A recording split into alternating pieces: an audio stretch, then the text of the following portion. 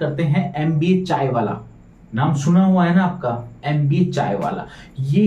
इन्होंने कितना बड़ा फ्रॉड किया, कितने लोगों ने इल्जाम लगाए, क्या क्या किया, हर चीज वो जानेंगे स्टेप बाय स्टेप।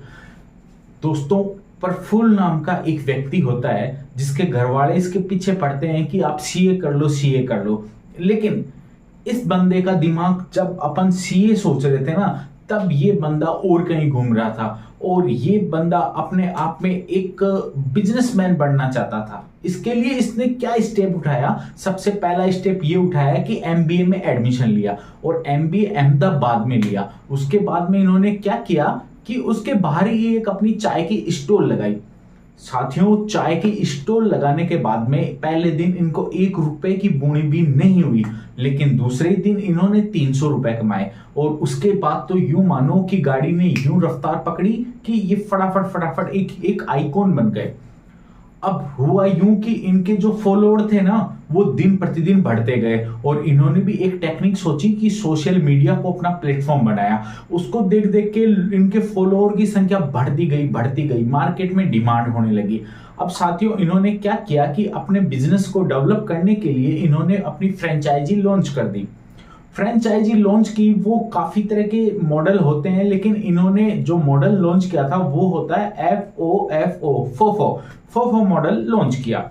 अब इस मॉडल की खासियत ये है कि ये फ्रेंचाइजी ओनर को देंगे, और ओनर है वो उसको वहां पूरा एनवायरनमेंट क्रिएट करके देंगे, हर चीज का रॉ मटेरियल देंगे, मशीनें देंगे, सारी चीज देंगे। लेकिन उसको ये गारंटी नहीं देंगे कि तेरा माल बिकेगा या नहीं बिकेगा। हालांकि ये मुंह से अपना दावा करते रहे कि हर रोज की 10,000 रुपए की सेल होगी और महीने में लाखों रुपए की सेल होगी।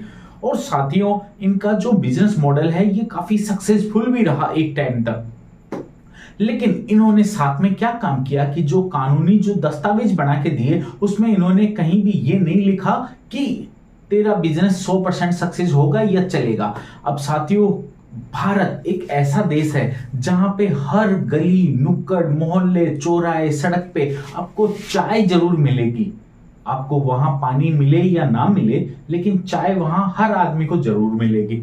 अब इन्होंने क्या किया, उसी बिजनेस को इन्होंने ग्रो किया, और एक टाइम ऐसा था जब वो अपने पीक पे पहुंच भी गया। अब कैसे पहुंचा कि लोगों में वो चीज नहीं थी, एक उमंग थी कि चलो अपन देख के आते हैं कि कैसी चाय होती है। आप 50 रुपए की चाय एक दिन तो पी सकते हो, लेकिन आप और मैं हर रोज ये चीज सरवाइव नहीं कर सकते, इसलिए लोगों ने वहां जाने से मना कर दिया।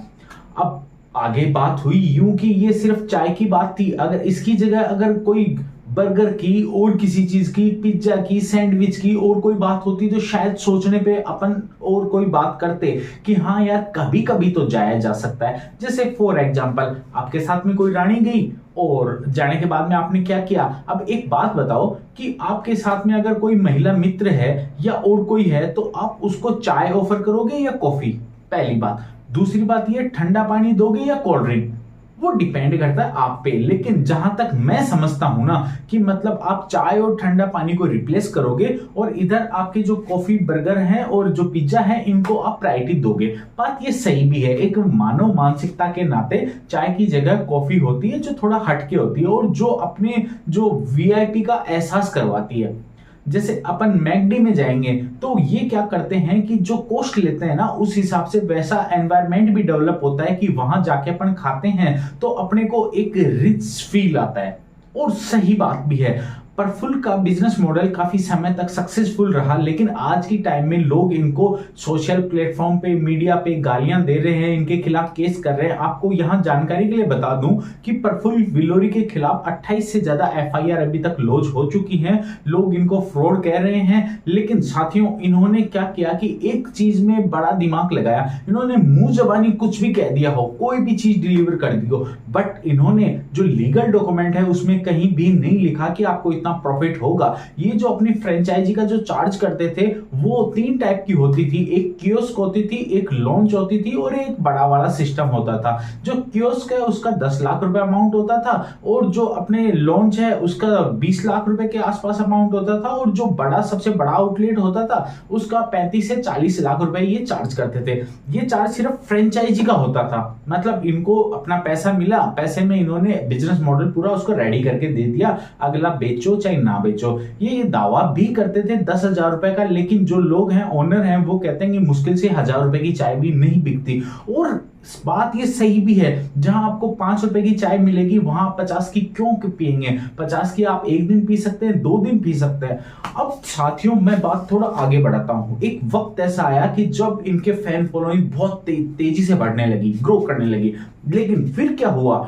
फिर हुआ यूं कि इनके जो फॉलोअर थे ना, वो ग्रामीण परिवेश से आते थे, और ग्रामीण परिवेश वाला सेल्फी के चक्कर में 2 दिन चाय पी सकता है, लेकिन महीने के 30 दिन और 12 महीने तक वो लगातार चाय नहीं पी सकता, क्योंकि अगर वो ऐसा करेगा तो उसका जो लाखों रुपए का जो बजट है वो सिर्फ एक चाय में जाने वाला है। और ग्रामीण परिवेश के आदमी को आगे पीछे की, ऊपर नीचे की हर चीज की समझ होती है, तो वो हर चीज को अपने अपने एडजस्टमेंट के हिसाब से अफोर्ड करता है।